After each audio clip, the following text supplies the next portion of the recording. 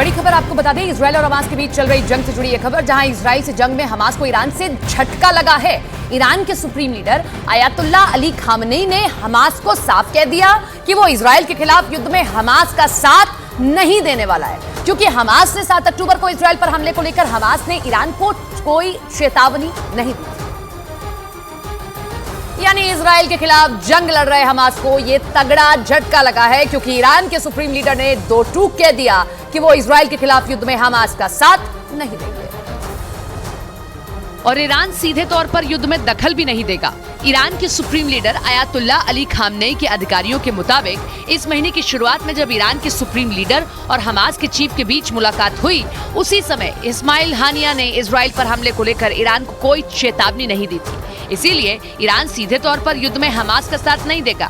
हालांकि ईरान के supreme leader के मुताबिक जंग में हमास को ईरान की तरफ से राजनीतिक और नैतिक समर्थन जारी रहेगा। बीते 5 नवंबर को ईरान के सुप्रीम लीडर खामनेई और हमास चीफ के बीच मुलाकात हुई थी। हालांकि हमास भी इजरायल पर पलटवार का कोई मौका नहीं छोड़ रहा। हमास के लड़ाकों ने एक बार फिर दक्षिणी इजरायल के इलाकों में रॉकेट बरसा दिए, जिसकी वजह से वहां कई मकानों को भारी नुकसान पहुंचा। दक्षिणी इजरायल का किबुत्ज किसुफिम 7 अक्टूबर से ही हमास के निशाने पर रहा है। जंग के पहले दिन हमास के लड़ाकों ने वहां 14 लोगों की हत्या कर दी थी। करीब 400 की आबादी वाला किबुत्ज किसुफिम पूर्वी गाजा की सीमा के बेहद करीब है।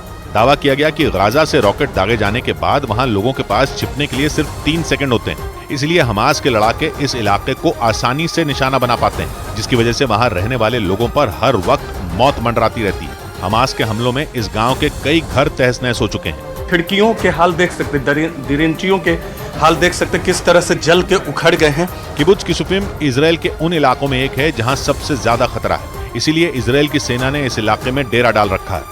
हालांकि हमास सिर्फ गाजा के पास वाले इजरायल के इलाकों पर ही हमले नहीं बोल रहा, बल्कि उसके निशाने पर गाजा से कई किलोमीटर दूर के शहर भी हैं। और इसी कड़ी में हमास के लड़ाकों ने इजरायल के तेल अवीव को रॉकेट हमलों से दहला दिया, जिसकी वजह से वहां दहशत फैल गई। लोग जान बचाने के लिए इधर उधर भागते नजर आए।